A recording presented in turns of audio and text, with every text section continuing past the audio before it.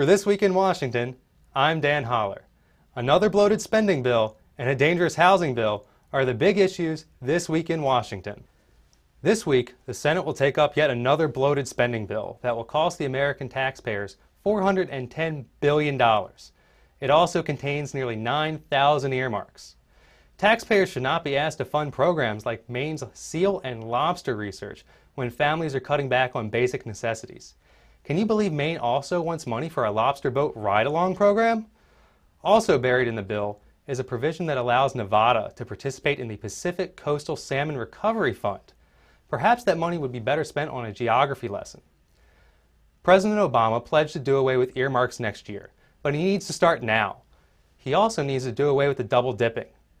Money being spent in the omnibus also overlaps with many of the programs funded in the $787 billion so-called stimulus.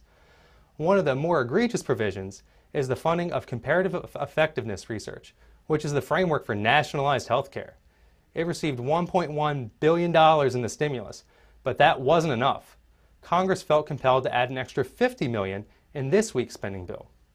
By way of comparison, the total represents a 3,733% increase over last year's funding levels.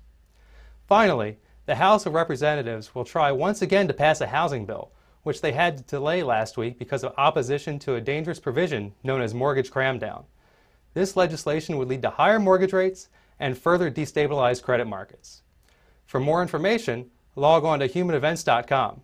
I'm Dan Holler, and that's This Week in Washington. For more information, log on to heritage.org and stay tuned next week for more news and information.